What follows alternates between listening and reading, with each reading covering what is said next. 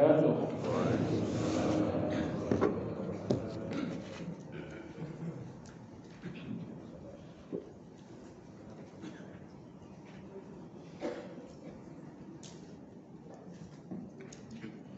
الحمد لله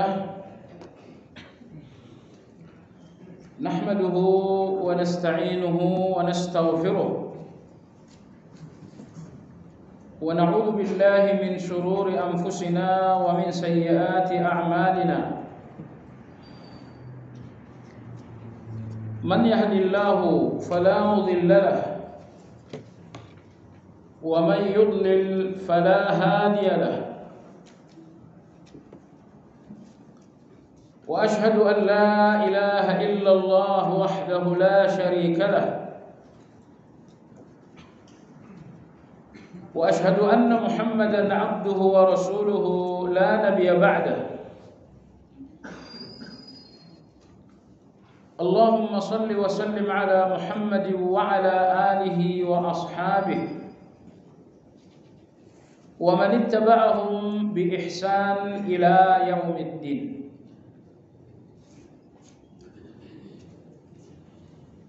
يا أيها الذين آمنوا اتقوا الله حق تقاته ولا تموتن إلا وأنتم مسلمون.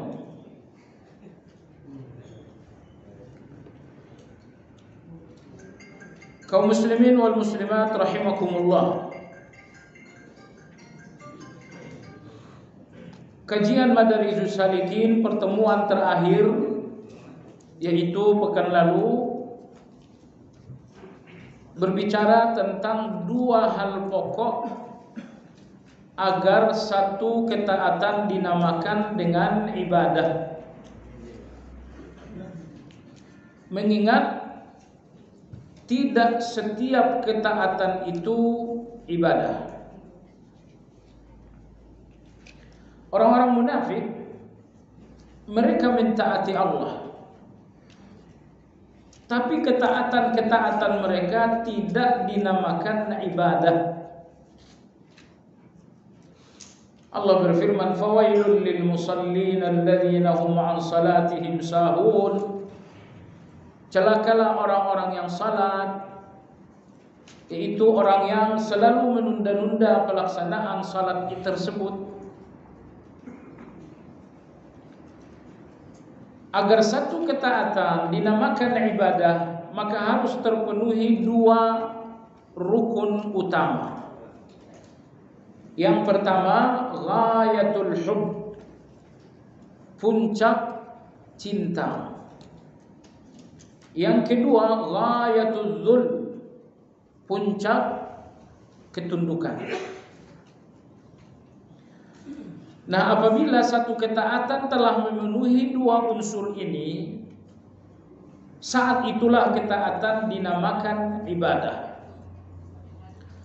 Anda salat dengan ketundukan maksimal, dengan ketundukan puncak. Dan yang kedua, dengan kecintaan yang sangat maksimal juga. Maka salat Anda saat itu dinamakan dengan ibadah. Ini berarti jamaah sekalian, cara seorang hamba mencintai Allah adalah dengan ibadah. Dengan salat inilah kita mencintai Allah. Dengan zikir dan tilawah itulah kita mencintai Allah. Jadi kalau ada yang bertanya, bagaimana aku meningkatkan cinta kepada Allah? Jawabannya, tingkatkan ibadah, kualitas dan kuantitas. Nah, ini pembicaraan pekan lalu. Setiap ketaatan barulah dinamakan ibadah apabila ketaatan tersebut merupakan ketundukan maksimal. Maka salat yang ditunda-tunda itu bukan ketundukan maksimal. Maka salat orang munafik tidak diterima oleh Allah.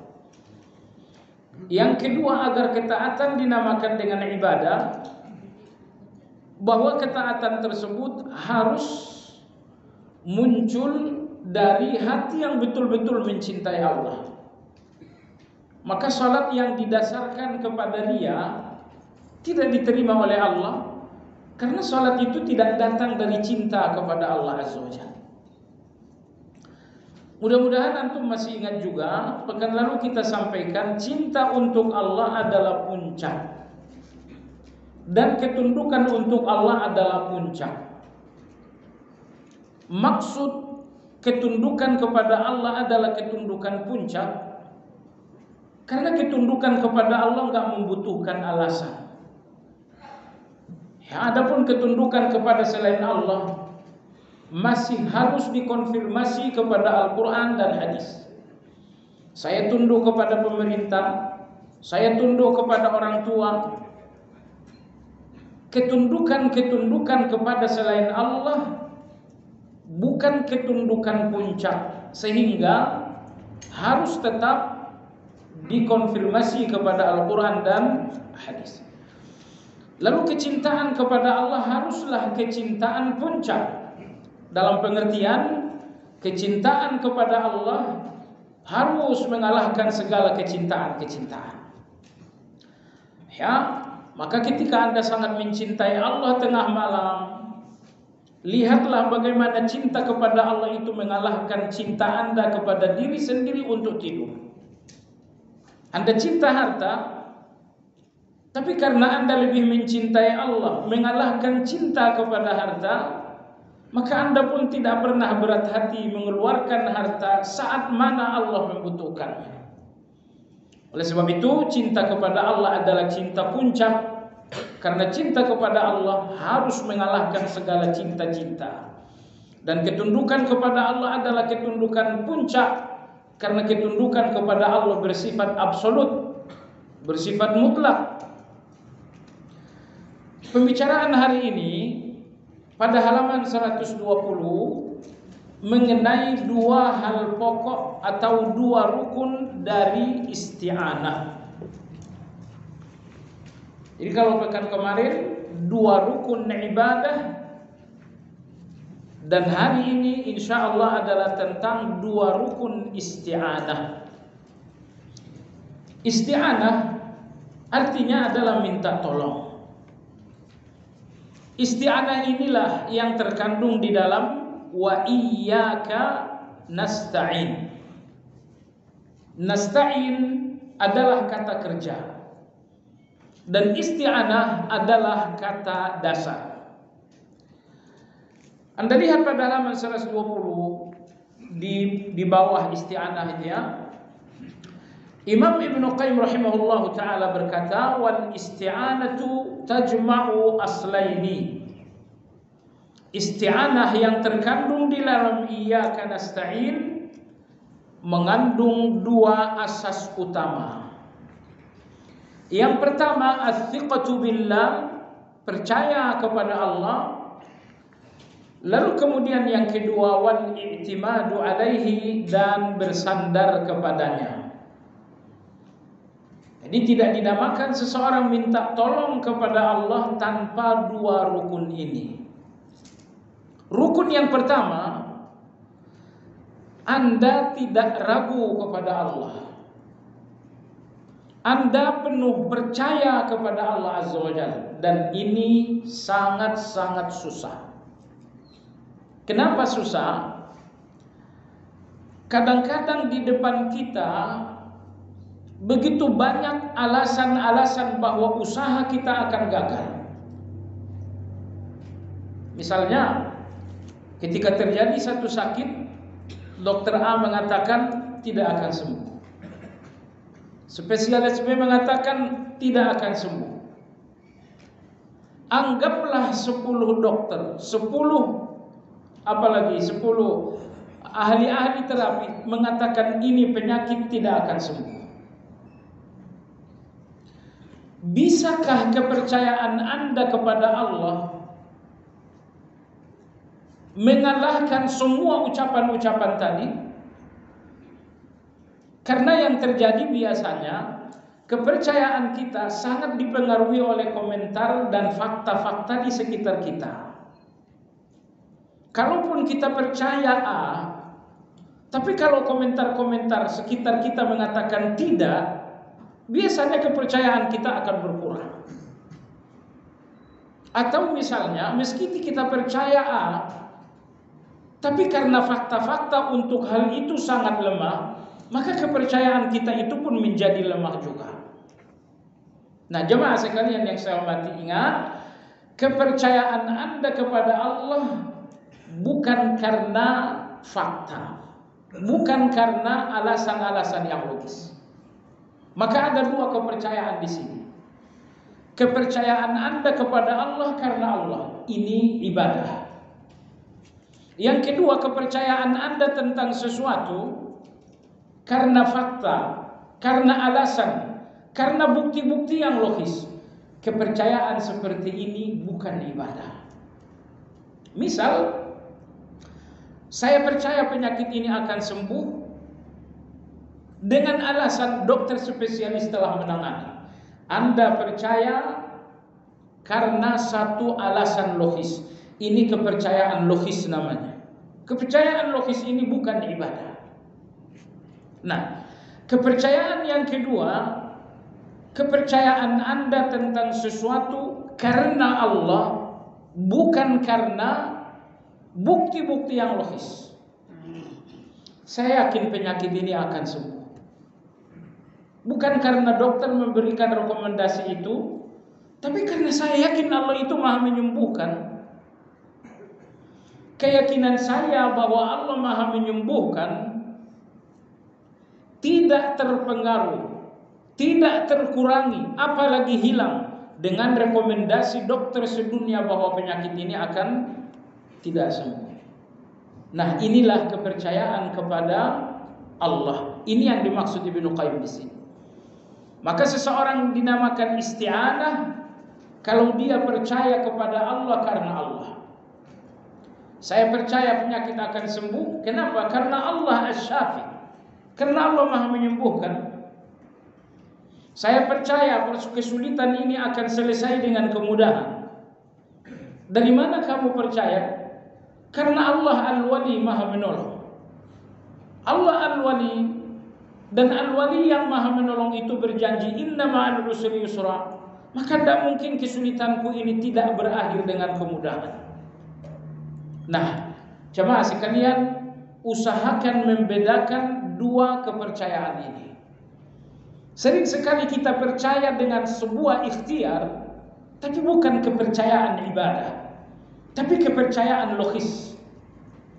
Dan fakta yang menjadi perjalanan hidup membuktikan sering sekali kepercayaan kita yang logis itu ternyata gagal.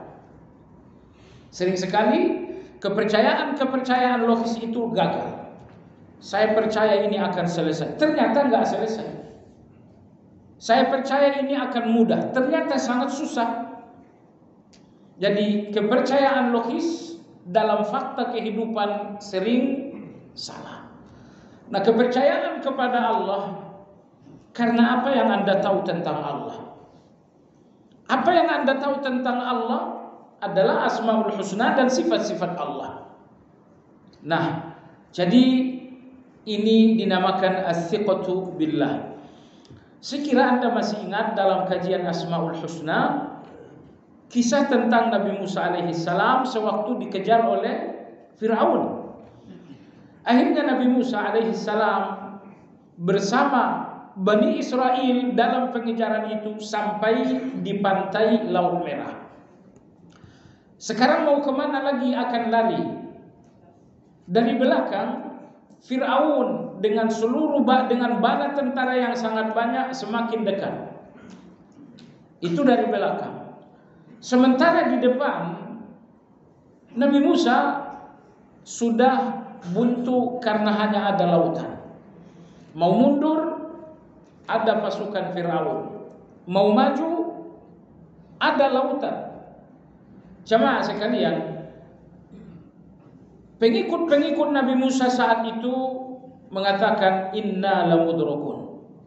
Wahai Musa, kita ini pasti tertangkap. Pasti tertangkap. Ada kata pastinya. Lalu Nabi Musa alaihissalam mengatakan, kalla inna ma'iya rabbi sayahdin. Kata Nabi Musa, enggak mungkin kita tertangkap. Allah bersama kita dan Allah akan memberikan jalan. Allah bersama aku dan Allah akan memberikan jalan keluar. Perhatikan komentar umat Nabi Musa adalah kepercayaan terhadap fakta. Faktanya di belakang, pasukan semakin dekat. Fakta yang kedua di depan, hanya ada hamparan laut. Berdasarkan dua fakta itu, seluruh umat Nabi Musa mengatakan kita tertangkap. Tapi Nabi Musa alaihissalam mencoba lepas dari kepercayaan logis itu. Nabi Musa mengatakan kita tidak akan tertangkap. Allah bersama aku dan Allah akan memberikan jalan keluar. Kepercayaan Nabi Musa tidak menemukan pembenaran secara logis. Tapi kepercayaan Nabi Musa semata-mata karena Allah. Jadi kalau seandainya Musa alaihissalam ditanya, wahai Musa, bagaimana engkau tahu bahwa akan ada jalan keluar? Musa akan berkata, karena yang memerintahkan lari adalah Allah. Siapa yang memerintahkan pelarian ini? Allah. Enggak mungkin Allah memerintahkan kita lari untuk kemudian mati di laut. Tapi Allah memerintahkan kita lari karena memang lari ini adalah solusi dari Allah Azza wa Jalla.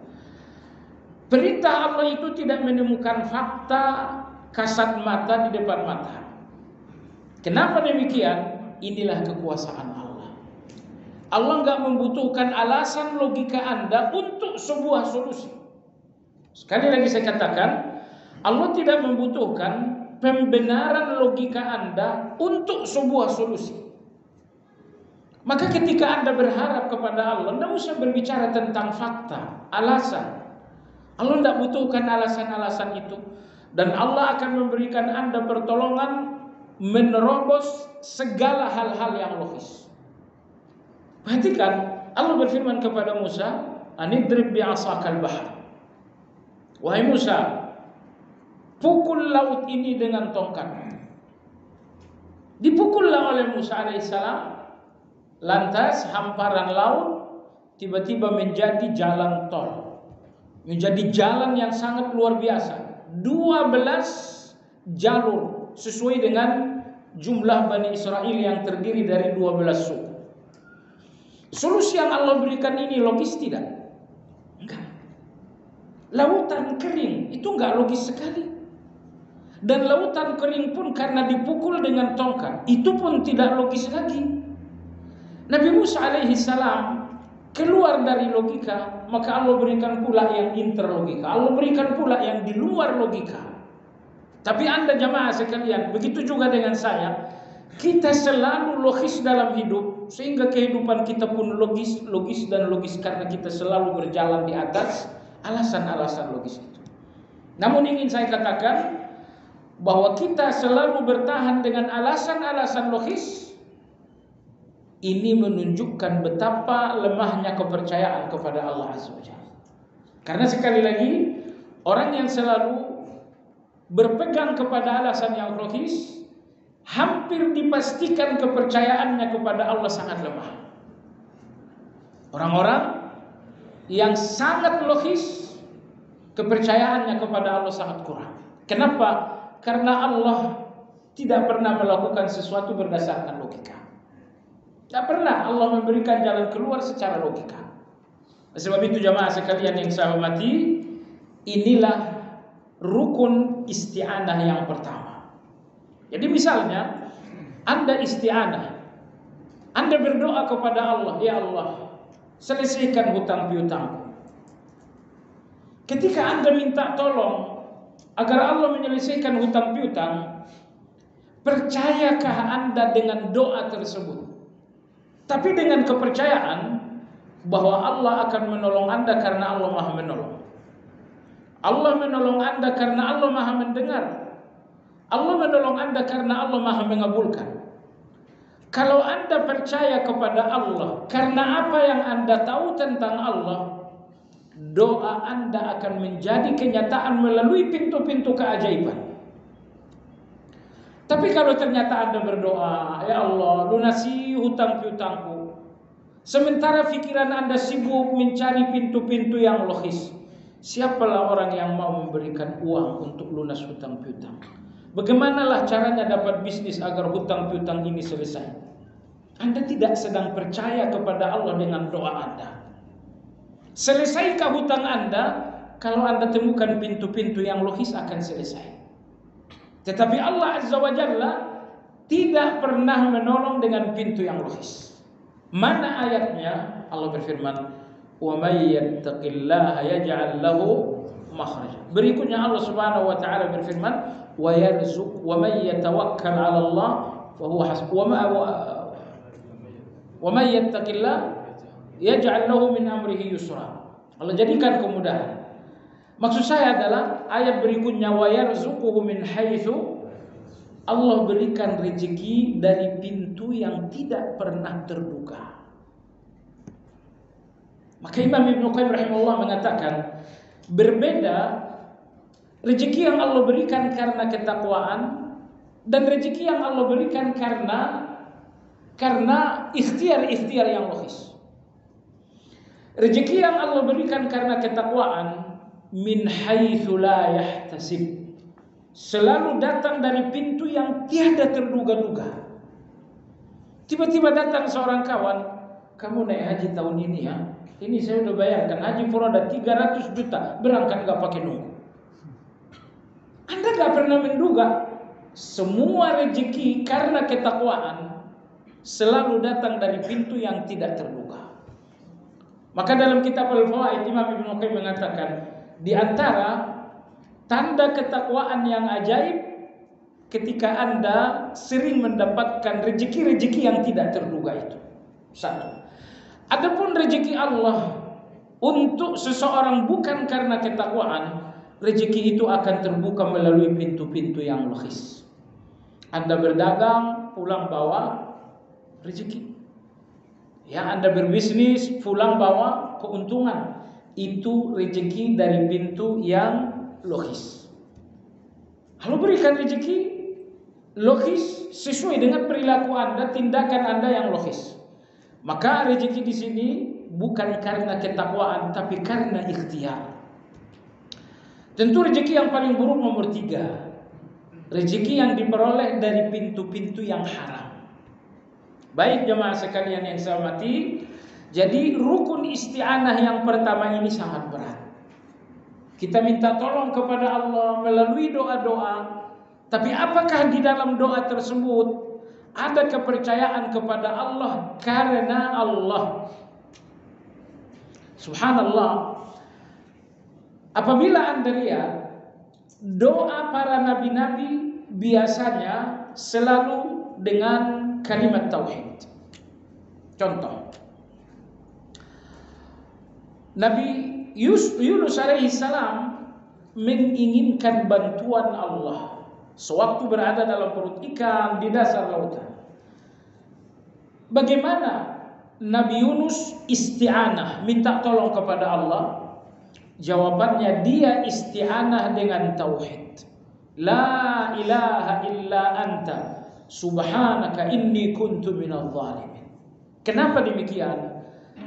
Saya ingin katakan jemaah sekalian, di antara syirik yang terselubung, syirik terselubung ini dalam bahasa hadis dinamakan dengan asyirkul khafi. Di antara syirik terselubung yang selalu menjadi ketergelinciran hati kita, bahwa kita sering berharap kepada selain Allah. Anda punya keinginan, semua keinginan Anda adalah rahmat Allah. Saya ingin sehat, sehat itu rahmat Allah. Saya ingin uang, uang itu rahmat Allah. Saya ingin sukses, sukses itu rahmat Allah. Nyatanya keinginan-keinginan saya selalu saya hubungkan dengan orang tertentu. Saya ingin uang, cobalah kalau si fulan tiba-tiba transfer uang 5 miliar. Anda punya keinginan dan yang nampak dalam keinginan ini adalah transferan seorang manusia. Ini syirik terselubung. Di mana syirik terselubungnya? Keinginan Anda terhadap uang adalah rahmat. Kenapa rahmat Allah ini justru Anda lihat datang dari seorang manusia? Oleh sebab itu jemaah sekalian, dalam situasi-situasi gelisah, zikir yang paling agung adalah la ilaha illa anta subhanak sampai akhir. Kenapa? Dalam situasi gelisah, hati kita labil, hati kita lemah, selalu mencari jalan-jalan keluar dari manusia. Padahal tidak akan ada jalan keluar kecuali dari Allah Azza wa Jalla. Maka Nabi Yunus alaihi salam dalam keadaan susah, dengan kesusahan yang gak mungkin disentuh oleh manusia, saat itu beliau isti'anah dengan tauhid. Beliau minta tolong kepada Allah dengan tauhid. Kenapa? Biasanya dalam keadaan sulit manusia jatuh kepada syirik terselubung. Anda takut, Anda ingin rasa aman. Rasa aman Anda adalah rahmat Allah. Di mana Anda lihat rasa aman itu? Ternyata kita melihat rasa aman itu di tangan polisi. Kita melihat rasa aman itu di tangan tentara. Dan sangat lemah hati kita melihat rasa aman itu di tangan Allah Azza wa Jalla. Inilah penyebab rasa aman itu Allah tidak kasih. Karena Anda lebih melihat rasa aman itu dari manusia, polisi atau tentara, bukan dari Allah Azza wa Jalla. Maka jemaah sekalian, hati-hati. Semua keinginan Anda adalah rahmat Allah, dan di dalam rahmat Allah jangan hadirkan wajah-wajah manusia. Rahmat Allah kembalikan kepada Allah dengan tauhid tanpa syirik. La ilaha illa anta subhanaka inni kuntu minadh dhalimin. Apa yang terjadi? Kesulitan Nabi Yunus selesai. Dia keluar dalam keadaan selamat. Baik. Nabi kita sallallahu alaihi wasallam, ini doa berikut ini Anda hafal. Karena doa berikut ini Anda bacakan dengan siqah, penuh kepercayaan kepada Allah. Doa ini terbukti menjadi jalan keluar dalam banyak kesulitan, tapi dengan dua syarat ini tadi. Nabi kita sallallahu alaihi wasallam sekali waktu kedatangan tamu, Nabi SAW bertanya kepada istri-istrinya, adakah makanan untuk menjamu tamu? Ternyata enggak ada. Nabi kita SAW berdoa, Allahumma inni as'aluka min fadlika wa rahmatik, fa innahu la yamlikuha illa anta. Ya Allah, aku meminta pemberianmu. Wa rahmatik, aku pun meminta kasih sayangmu. Nabi minta dua hal, pemberian dan kasih sayang. Karena boleh jadi Allah memberi tapi bukan dengan cara rahmat, tetapi dengan cara musibah. Betul? Bisa Allah memberi dengan cara musibah. Ya, misalnya seorang mengalami musibah lalu datanglah uang yang banyak, itu namanya Allah memberi bukan dari pintu rahmat tapi melalui pintu musibah. Maka dalam doa ini Nabi bersabda, Allahumma inni as'aluka min fadlik. Ya Allah, aku meminta pemberian. Perhatikan, di antara adab berdoa menggunakan bahasa global. Kata Nabi SAW, fa'ajmilu fit talab. Globalkan bahasa doa kalian. Seandainya Nabi menggunakan bahasa rinci, bahasa definitif, saya boleh mengatakan, ya Allah, berikanlah aku makanan untuk menjamu tamu. Tapi jemaah sekalian, doa kepada Allah hendaknya menggunakan bahasa yang global. Sesuai dengan hadis yang saya bacakan, fa'ajmilu fit talab. Berdoalah kepada Allah dengan bahasa global. Dalam hadis ini Nabi bersabda, Allahumma inni as'aluka min fadlik. Ya Allah, aku minta pemberian. Aku minta pemberian. Wa rahmatik, aku pun minta rahmatmu. Seolah-olah Nabi ingin berkata, ya Allah, aku minta pemberianmu melalui rahmatmu, bukan pemberian melalui musibah. Karena banyak pemberian Allah melalui musibah. Allahumma inni as'aluka min fadlika wa rahmatik. Tapi yang paling penting dari doa Rasulullah ini adalah bagian akhir. Karena pada bagian akhir terdapat tauhid. Pada bagian akhir dari doa berbunyi, fa innahu la yamlikuha illa anta. Karena tidak ada yang memiliki pemberianmu itu kecuali engkau. Tidak ada yang memiliki pemberianmu kecuali engkau. Itu tauhid. Nah, kita ini selalu melihat pemberian Allah di tangan manusia. Saya ingin uang, itu pemberian Allah. Di mana Anda lihat? Saya lihat di kantong orang-orang kaya. Nabi kita mengajarkan, Allahumma inni as'aluka min fadlika wa rahmatik, fa innahu la yamlikuha illa anta. Ya Allah, aku minta pemberianmu dan rahmatmu, karena tidak ada yang memilikinya kecuali engkau saja. Jemaah sekalian yang saya hormati, doa ini singkat, hafal baik-baik. Apapun kesulitan Anda, bacakan doa ini. Di mana keagungan doa bukan permintaan yang di awal, tapi sanjungan yang di akhir. Di awal Anda meminta itu untuk Anda, tapi di ujung Anda menyanjung, sanjungan untuk Allah. Sanjungan untuk Allah di akhir doa adalah sanjungan terbaik, karena Anda sanjung Allah dengan tauhid. Fa innahu la yamlikuha illa anta. Karena tidak ada yang memiliki pemberianmu, tidak ada yang memiliki rahmatmu kecuali hanya engkau. Itu tauhid. Jadi sekali lagi bagian awal permintaan. Permintaan Anda itu untuk Anda, bukan itu yang paling spesial. Yang paling spesial bagian akhir. Sanjungan untuk Allah, dan itulah untuk Allah. Nah, jadi kalau Anda berdoa, Allahumma inni as'aluka min fadlik, lalu kemudian Anda mantapkan hati Anda pada bagian akhir, yaitu tauhid. Ya Allah, tidak ada yang memiliki pemberianmu kecuali hanya engkau. Subhanallah. Insya Allah Anda akan melihat keajaiban. Insya Allah Anda akan melihat keajaiban. Mungkin Anda melihat situasi bisnis yang labil, situasi bisnis yang tidak menentu. Anda pun gelisah. Anda pun gelisah. Jemaah sekalian yang saya hormati, nomor satu, ketika Anda gelisah, ingat, gelisah Anda adalah menghapus dosa. Jangan melihat gelisah Anda seperti melihat musuh, tapi lihatlah gelisah Anda seperti melihat kawan. Karena gelisah ini menghapus dosa. Kita sudah sampaikan pekan lalu hadis Nabi, seorang mukmin yang mengalami sakit, mengalami letih, mengalami gelisah, mengalami sedih, tertusuk duri, semuanya akan menjadi jalan ampunan dan maghfirah. Maka begitu Anda gelisah, oh saya gelisah, ini saat-saat ampunan. Seminggu Anda gelisah, seminggu Anda dalam ampunan. Jadi jangan lihat gelisah itu seperti melihat musuh. Baiklah, barangkali Anda gelisah dengan situasi bisnis yang tidak menentu. Ingat jamaah sekalian, alhamdulillah kita orang beriman. Kita bukan orang munafik, apalagi orang kafir.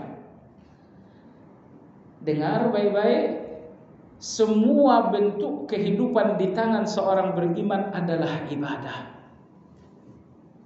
Anda sedang gelisah, gimana caranya gelisah ini jadi ibadah? Itulah orang beriman. Anda sedang dapat uang, gimana caranya agar situasi ini jadi ibadah? Anda punya keinginan jamaah sekalian, jangan membuat keinginan Anda hanya lamunan pembawa tidur. Tapi apapun keinginan, jadikan keinginan itu ibadah. Saya ingin uang. Hasbi Allah wa ni'mal wakil. Hasbi Allah wa ni'mal wakil. Itu berarti Anda telah mengubah keinginan Anda menjadi ibadah. Saya lihat jemaah sekalian, kadang-kadang kita kikir meminta kepada Allah. Maka Allah Azza wa Jalla membuat kita membutuhkan banyak hal. Agar apa? Agar setiap keinginan-keinginan menjadi doa-doa kita di depan Allah Azza wa Jalla. Agar setiap keinginan-keinginan kita menjadi tawakal kepada Allah Azza wa Jalla. Tapi merugilah orang-orang yang gak pernah belajar. Karena bagi orang-orang gak pernah belajar, keinginan-keinginan hanya menjadi lamunan menjelang tidur, hanya menjadi pembicaraan dengan kawan-kawan. Keinginan mereka tidak jadi ibadah. Tapi Anda yang sudah belajar, Anda ingin A, Anda ingin B, Anda berpikir gimana keinginan ini jadi ibadah, maka Anda mengubah keinginan itu menjadi doa. Berikutnya Anda membuat keinginan itu menjadi tawakal, sehingga 10 keinginan Anda menjadi 10 ibadah di depan Allah Azza wa Jalla. Ya, Anda inginkan sukses, Anda tidak mau menginginkannya dengan lamunan, tapi Anda menginginkannya dengan doa, Allahumma, aku ingin dan engkau yang memiliki keinginanku. Ketika keinginan Anda kemudian menjadi doa-doa di depan Allah, ketika keinginan ini kemudian terbungkus dalam tawakal, ini berarti keinginan-keinginan Anda telah menjadi ibadah. Jadi jemaah sekalian, Anda jangan berpikir banyak keinginan menyiksa. Salah Anda jemaah sekalian. Justru Allah kodratkan, Allah fitrahkan kita dengan banyak keinginan agar setiap keinginan menjadi doa, agar setiap keinginan menjadi tawakal, agar setiap keinginan menghubungkan Allah, menghubungkan Anda dengan Allah Azza wa Jalla. Ini orang yang sadar. Ada yang kedua, orang-orang yang lalai. Orang-orang yang lalai punya keinginan menjadi lamunan, gitu ya, naik kendaraan, coba kalau begini, kalau begini. Apa untungnya keinginan jadi lamunan? Gak ada untungnya jemaah sekalian. Apa untungnya keinginan hanya menjadi obrolan dengan kawan-kawan? Maka oleh sebab itu jemaah sekalian, mulai hari ini cerdaslah dengan keinginan-keinginan Anda. Allah berikan Anda keinginan yang banyak agar setiap keinginan menjadi tawakal, agar setiap keinginan menjadi doa di depan Allah Azza wa Jalla. Anda inginkan sesuatu, jadikan tawakal. La haula wa la quwwata illa billah. Anda terbayang, aku ingin A, segera ucapkan tawakal, zikir tawakal. La haula wa la quwwata illa billah. Hasbi Allah wa ni'mal wakil. Masya Allah la quwwata illa billah. Begitu kan dalam surat Al-Kahfi, kisah 2 orang, yang satu kaya, yang satu miskin. Kaya dengan perkebunan, kaya dengan, akhirnya si miskin ini melihat kekayaan itu, dia mengatakan, Masya Allah la quwwata illa billah, intarani ana aqalla minka malan wa walada. Begitu cara kita menginginkan sesuatu. Baik jemaah sekalian yang saya hormati, jadi sudah hafal doanya? Yang penting Anda bangun dulu. Kalau Anda tidur gak nyambung nanti. Cuman 2 langkah saja. Langkah pertama langkah meminta, langkah kedua langkah menyanjung. Ingat, yang terpenting bukan langkah pertama, tapi langkah yang kedua. Allahumma inni as'aluka min fadlika wa rahmatik. Allahumma inni as'aluka min fadlika wa rahmatik. Pertama kita meminta fadlun, yang kedua meminta rahmatun. Sebagian ulama kita mengatakan, kan Anda juga selalu dengar fadlan minallah, fadlan. Apa arti fadlun? Karunia, pemberian. Apa arti rahmat? Kasih sayang. Apa perbedaannya? Coba dengar. Sebagian ulama kita mengatakan fadlun adalah dunia, rahmat adalah akhirat. Mana dalilnya? Ketika Anda masuk masjid, apa yang Anda minta? Allahumma ftah li abwaba rahmatik. Ketika Anda keluar masjid, apa yang Anda baca? Allahumma inni as'aluka min fadlika. Sudah tahu perbedaan fadlun dengan rahmat?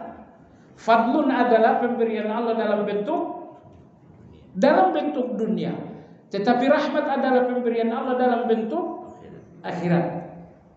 Maka Anda masuk masjid, Allahumma ftah li abwaaba rahmatik. Di masjid ini Anda dapatkan akhirat. Akhirat yang Anda dapatkan di masjid, Anda minta Allahumma ftah li abwaaba rahmatik. Tapi di luar masjid Anda nyari uang, Anda nyari rezeki, Allahumma ftah li abwaaba rahmatik. Dalil yang kedua, di akhir surat Al-Jum'ah Allah Subhanahu wa taala berfirman, "Fa idza qudiyatis shalah fantashiru fil ardi wabtaghu min fadlillah." Dalil yang ketiga hadis ini. Tadi kita bilang Nabi SAW kedatangan tamu dan tidak ada jamuan. Orang Arab aib kalau tamu datang tak dijamu. Beberapa waktu lalu kami berkunjung di Mekah ke rumah seorang Syekh Sa'wi namanya. Kita datang, Syekh kami datang. Saya mengatakan berapa orang? 3 orang. Kata saya, jangan datang 3 orang. Kalian satu rombongan berapa? Kita satu bis, Syekh. Kata saya, kalian datang semuanya. Disewalah bis berangkat dari hotel ke rumah Syekh ini. Makanan Masya Allah luar biasa mewahnya. Pas pulangnya masing-masing jamaah 100 rial. 100 rial berapa Indonesianya? 100 kali 4.000, 400.000. Kita udah kenyang satu jamaah nih, ya. Pas pulangnya dikasih lagi 100 rial satu orang. Jadi orang Arab tuh kalau ada tamu tidak dijamu itu aib. Dan jamuan itu bukan air putih, itu bukan menjamu namanya. Itu kasih jamuan, itu kasih makanan. Ya, kasih makanan. Nabi kita kedatangan tamu dan tak ada yang bisa untuk dijamukan. Nabi berdoa. Apa tadi doanya? Allahumma inni as'aluka min fadlika wa rahmatik fa innahu la yamlikuha illa anta. Ya Allah, aku minta fadlun karunia. Aku pun minta rahmatmu. Karena tidak ada yang memilikinya kecuali Engkau. Enggak lama setelah Nabi kita berdoa, tiba-tiba datang seorang sahabat membawakan daging kambing yang telah dimasak.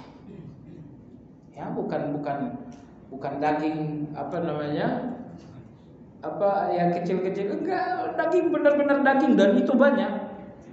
Ya Rasulullah, ini bukan cincang ya, bukan daging cincang. Ini benar-benar paha, dada itu dikasih. Ya Rasulullah, ini makanan udah dimasak, silakan dinikmati. Apa kata Rasulullah sallallahu alaihi wasallam? Hadza fadlullah wa nantaziru rahmatahu. Ini adalah fadlun dan kita menunggu rahmat. Menunggu rahmat di mana? Di surga. Maka tadi saya katakan, apa perbedaan fadlun dan rahmat? Karena fadlun adalah di dunia dan rahmat adalah akhirat. Sebagian kita minta dunia, lupa minta akhirat. Maka dalam doa ini Nabi ajarkan minta dunia, tapi jangan lupa akhirat. Tapi dalam salat kita bacakan firman Allah, wabtaghi fima ataka Allahu ad-daral akhirah wa la tansa nasibaka minad dunya. Cari akhirat dan jangan lupa dunia. Ya baik. Maka Allahumma inni as'aluka min fadlik. Kita minta dunia, tapi jangan lupa akhirat. Wa rahmat. Fa innahu la yamlikuha illa anta. Baik, jemaah sekalian yang saya hormati, sekarang apapun kesulitan Anda, katakan kepada kesedihan, wahai kesedihan, aku enggak akan kalah dengan kesulitan. Karena aku punya doa. Dan doa itu pun kepada yang memiliki segala-galanya. Allahumma inni as'aluka min fadlika wa rahmatika fa innahu la yamlikuha illa anta. Baik jemaah sekalian yang saya hormati. Jadi isti'anah memiliki 2 rukun. Rukun yang pertama as-thiqah, percaya kepada Allah. Bukan percaya kepada fakta, percaya kepada bukti-bukti, percaya kepada Allah karena Allah. Jemaah sekalian yang saya hormati, yang kedua, rukun isti'anah yang kedua adalah al-i'timad, bersandar kepada Allah. Nah, di sini Ibnu Qayyim rahimahullah memberikan penjelasan. Banyak orang yang percaya kepada Allah tapi bersandar kepada manusia. Mereka tidak dinamakan isti'anah. Banyak pula orang yang bersandar kepada Allah tetapi tidak dengan percaya, istiqah. Maka tidak pula dinamakan isti'anah. Saya khawatir ini, saya banget ini yang dikatakan Ibnu Qayyim. Saya percaya Allah Maha memberi, tapi saya selalu meminta kepada manusia. Allah Maha memberi, kamu percaya? Saya percaya. Tapi saya selalu minta kepada manusia, Bapak tolonglah, Ibu bantulah. Apa yang terjadi? Anda percaya kepada Allah, praktiknya Anda bersandar kepada manusia. Anda percaya Allah Maha menyembuhkan, oh saya nggak ragu itu. Tapi kepada siapa Anda bersandar? Anda bersandar kepada dokter-dokter. Mestinya kalau percaya kepada Allah, Anda bersandar kepada Allah dengan tawakal, dengan doa. Ini tidak, Anda percaya kepada Allah, tapi malah Anda bilang, kalau tidak ada dokter ini nggak bakal selesai. Kalau dokter nggak nangani ini nggak bakal selesai. Maka ini dua rukun isti'anah. Yang pertama, ketika Anda minta tolong kepada Allah, percayalah kepada Allah karena Allah. Dan percaya kepada Allah itu harus mengalahkan semua fakta di depan mata. Dokter bilang nggak sembuh, bisakah kepercayaan Anda kepada Allah mengalahkan kata dokter sehingga Anda lebih terpengaruh dengan kepercayaan kepada Allah dibandingkan kepada apa yang dikatakan dokter? Karena ingat, Anda tidak dinamakan percaya kepada Allah sementara kepercayaan itu berkurang dengan ucapan dan fakta-fakta di lapangan. Jadi kepercayaan Anda harus mengalahkan ini semuanya. Nomor dua, agar minta tolong dinamakan isti'anah, Anda benar-benar bersandar kepada Allah. Tadi Anda lihat dalam hadis bagaimana Nabi bersabda, bagaimana Nabi bersandar, tidak ada yang memiliki pemberianmu kecuali Engkau. Itu bersandar namanya. Ya Allah, tolonglah aku. Tidak ada yang menolongku kecuali Engkau. Itu bersandar namanya. Jadi jemaah sekalian, percaya dan bersandar. Dari dua rukun isti'anah ini mana yang paling berat? Siqah atau i'timad? Percaya atau bersandar? Jadi di sini Ibnu Qayyim mengatakan banyak yang percaya tapi tidak menyandarkan kepercayaan itu kepada Allah. Cara menyandarkannya seperti dalam hadis tadi. Sandarkan apa yang Anda percayai kepada Allah dengan tauhid. Ya Allah, aku minta pemberianmu karena tidak ada yang memilikinya kecuali Engkau. Ya Allah, aku minta pertolongan. Sekarang Anda sandarkan, tidak ada yang memberi pertolongan kecuali Engkau. Itu namanya bersandar. Ya Allah, berikan kesembuhan. Sekarang bersandar, tidak ada yang memberikan kesembuhan itu kecuali Engkau. Itu tauhid namanya. Itu mengesahkan, tidak ada kecuali. Nah, saat keinginan Anda disandarkan kepada Allah dengan tauhid, nah, disinilah keajaiban itu nanti akan terjadi. Keajaiban karena Allah tidak memberi dengan pintu-pintu yang logis. Kenapa? Karena Allah ingin memberikan, karena Allah ingin membahagiakan, Allah ingin menggembirakan.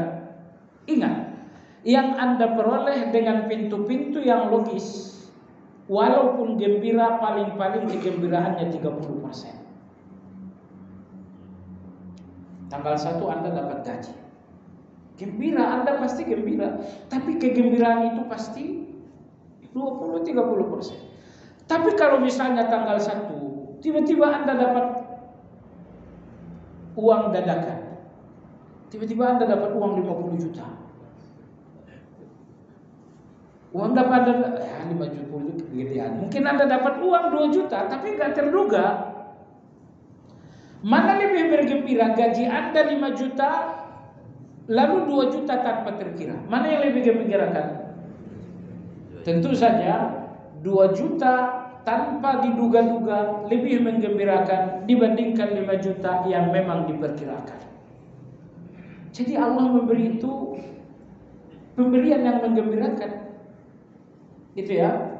Maka di antara keajaiban pemberian Allah, saya katakan dua, agar Anda tahu betapa pentingnya pemberian Allah. Pertama, pemberian Allah pasti pemberian yang menggembirakan, karena selalu datang dari pintu yang tak terduga-duga.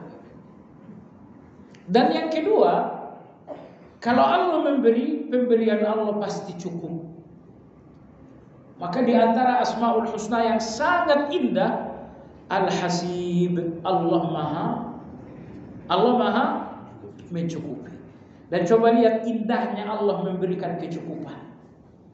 Allah berikan A, tapi Allah cukupkan dengan B. Contoh, Allah berikan Anda uang hanya 5 juta. Tapi bagaimana 5 juta ini menjadi cukup? Allah berikan Anda sehat. Allah berikan keadaan hidup yang baik. Allah berikan Anda anak-anak yang saleh-saleh. Sehingga 5 juta ini menjadi cukup karena kehidupan Anda tidak ada masalah. Tapi bayangkan jemaah sekalian, sekiranya seseorang memberikan Anda uang 50 juta, tapi ternyata Anda sakit dan ini butuh uang 100 juta.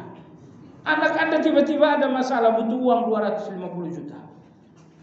Yang Anda peroleh dari manusia tadi banyak, ternyata nggak cukup karena A, karena B, karena C. Maka saya katakan tadi, kalau Allah memberi, pastilah pemberian Allah pemberian yang cukup. Dan Allah mencukupi pemberian melalui faktor A, faktor B, faktor C, dan lain-lain. Maka kalau begitu, dalam berdoa, Anda minta angka yang banyak atau Anda minta cukup? Dan tidak ada yang bisa memberikan cukup itu kecuali Allah Azza wa Jalla. Allah kasih sedikit, memang Allah kasih. Kata Allah, ini uang untuk kamu 5 juta, tapi aku akan membuatnya cukup. Pertama, anak-anakmu semuanya sehat, nggak ada yang bertingkah. Yang kedua, kamu pun sehat. Bahkan yang ketiga, anak-anakmu beasiswa.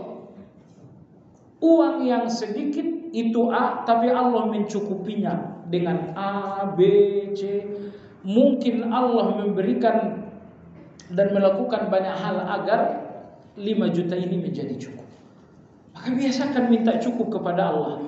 Dan Nabi kita ajarkan permintaan itu pun dengan meminta cukup. Allahumma ikfini bihalalika an haramika wa bifadlika amman siwaka. Ya Allah, cukupi aku dengan yang halal. Ya Allah, cukupi aku dengan yang halal.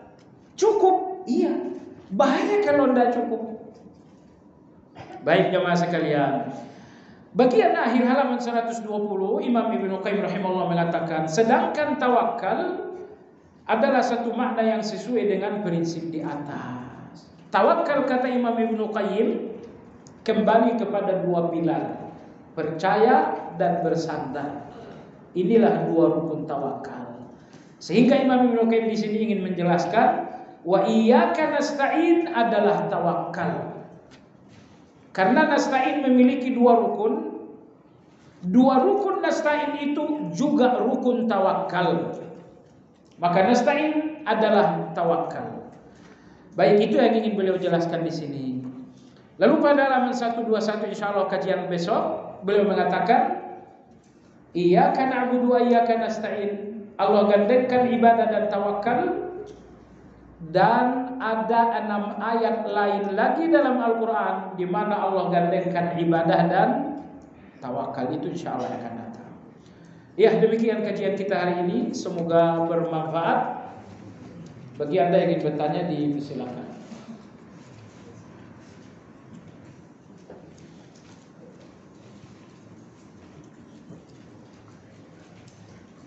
Tanggal berapa ya? 21. Ya.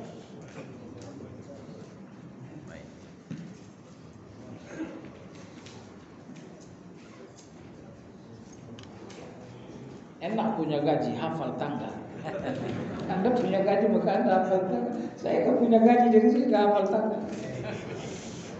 Masalahnya Anda terus menang-menang, nunggu-nunggu.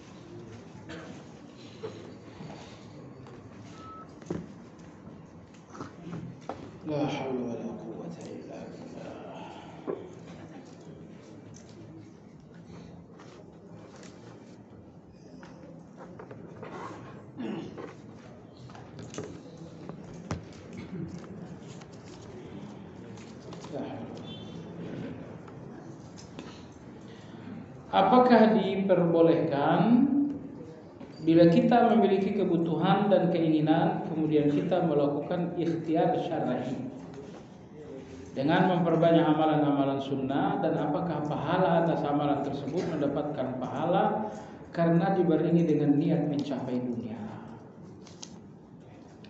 Saya ingin uang, maka saya doa. Berpahalakah doa saya karena tujuan saya adalah uang? Tidak berpahala. Kalau minta uang itu tujuan Anda nomor satu. Tapi kalau tujuan Anda nomor satu adalah ibadah, tujuan yang kedua baru minta uang, doa Anda berpahala. Ini jangan ditukar. Maka banyak orang berdoa suudzon kepada Allah dengan doa karena Allah nggak ngasih.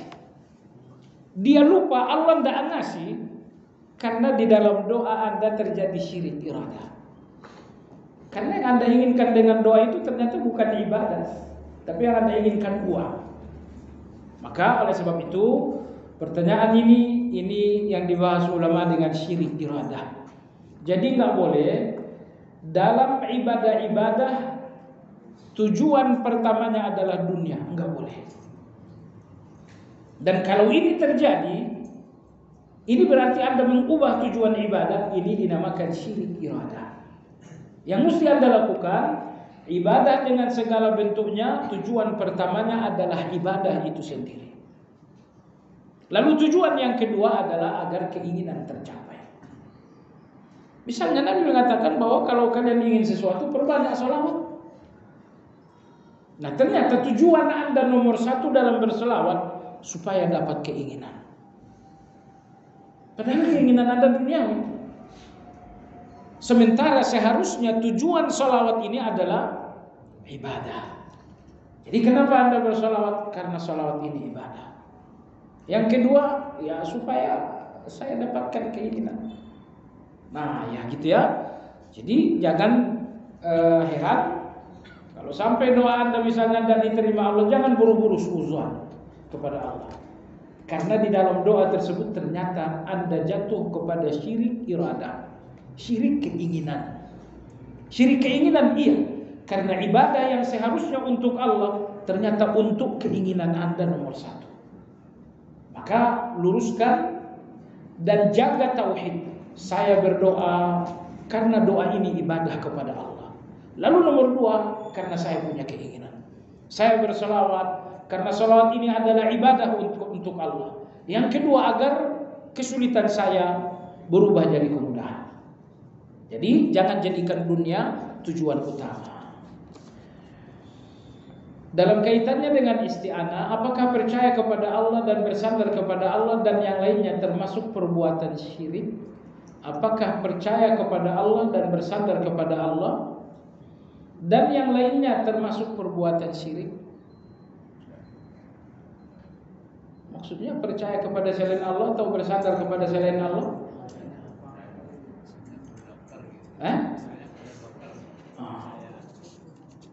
Oh, saya percaya kepada dokter. Begini, percaya kepada Allah itu udah jelas. Percaya kepada selain Allah ada dua. Pertama, percaya kepada selain Allah yaitu sebab yang memang logis. Saya percaya sakit ini akan sembuh. Kenapa? Karena minum obat. Anda percaya kepada satu sebab yang memang logis. Yang kedua, Anda percaya kepada sebab yang bukan logis. Saya percaya sakit ini akan sembuh. Dari mana Anda tahu? Ada kupu-kupu datang ke rumah. Lalu kupu-kupu itu keluar dengan selamat. Kepercayaan Anda kepada satu sebab yang tidak logis. Kepercayaan Anda kepada sebab yang tidak logis ini jelas syirik. Adapun kepercayaan Anda kepada sebab yang logis, agama pun mengakui sebab yang logis itu, kepercayaan tersebut bukan syirik dengan satu syarat. Apa itu? Kepercayaan Anda kepada dokter tidak mengurangi kepercayaan Anda kepada Allah. Sehingga sebab yang menjadi kepercayaan kita tiga. Pertama, kita percaya kepada sebab yang syar'i, sebab yang langsung diajarkan oleh syariat. Saya percaya akan sembuh karena saya berdoakan. Yang kedua, kita percaya kepada sebab yang akli, yang logis. Yang kedua, ketiga, percaya kepada sebab yang syirki. Baik. Nah, yang ditanyakan saya kira nomor dua, percaya kepada satu sebab dan sebab ini sendiri diizinkan oleh syariat. Anda berobat ke dokter diizinkan oleh syariat. Percaya ke situ boleh, percaya dengan syarat jangan mengurangi kepercayaan kepada Allah. Artinya kepercayaan kepada Allah nomor satu, kepercayaan kepada dokter ini di urutan ketiga atau ke-30.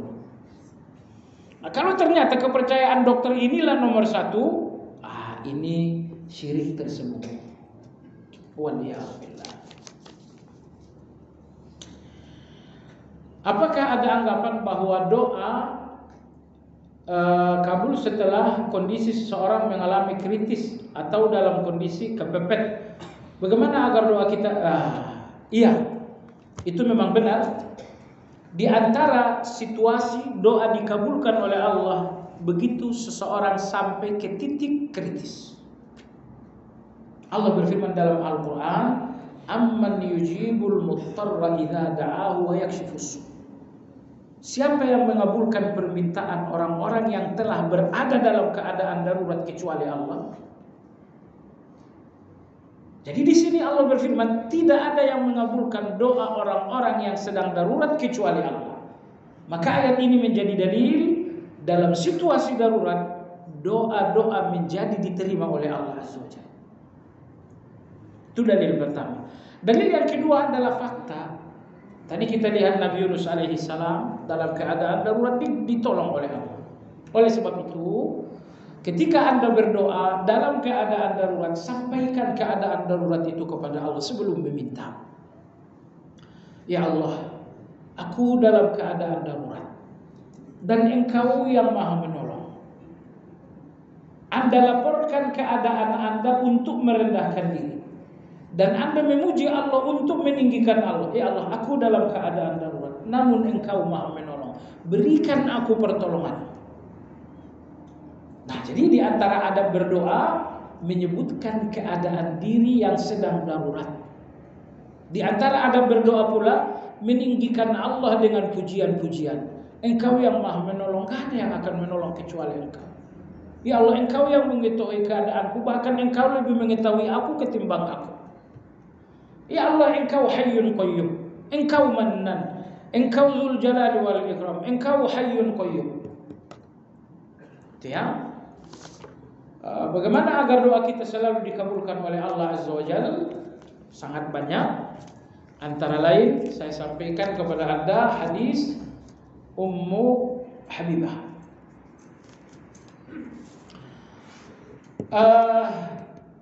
Kadang-kadang Nabi SAW mengatakan seseorang berdoa, lalu Allah Subhanahu wa taala menjawab, akan kulakukan.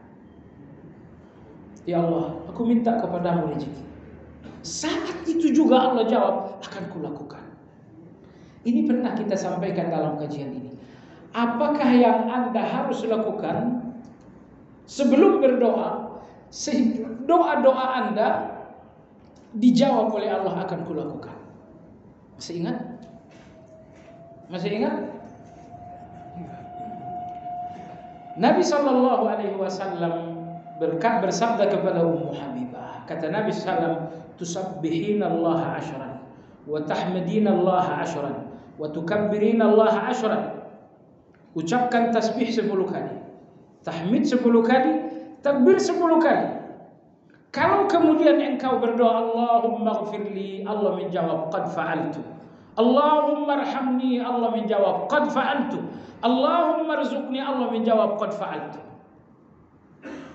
Faham? Kata Nabi SAW, ucapkan tasbih 10 kali, tahmid 10 kali, takbir 10 kali. Jika setelah itu engkau berdoa, ya Allah ampuni aku, Allah menjawab, akan kulakukan. Ya Allah rahmati aku, Allah jawab, akan kulakukan. Yang memberikan aku rezeki, Allah akan jawab, akan kulakukan. Nah, nanti juga begitu, ya. Kalau misalnya Anda punya satu kesulitan, apa kesulitan Anda, sudah ucapkan tasbih subhanallah sampai 10 kali, alhamdulillah 10 kali, Allahu akbar 10 kali. Setelah itu mintalah kepada Allah, ya Allah, lepaskan kesulitan ini. Allah saat itu juga menjawab, akan kulakukan. Sudah? Tentu banyak faktor-faktor lain. Anda udah tahu tentunya. Misalnya makanan harus halal, berdoa dengan tawakal, berdoa dalam keadaan suci, menghadap kiblat dan lain-lain. Nah, saya cuma menyampaikan sesuatu yang mungkin Anda lupa. Itu sebelum Anda berdoa, tasbih 10 kali, tahmid 10 kali, takbir 10 kali. Setelah itu Anda minta. Karena permintaan Anda setelah mengucapkan 3 hal ini 10-10 akan dijawab oleh Allah, akan kulakukan. Wallahu ta'ala a'lam. Subhanakallahumma wa bihamdika asyhadu an la ilaha illa anta astaghfiruka wa atubu ilaik. Alhamdulillahirabbil alamin. Assalamualaikum warahmatullahi wabarakatuh.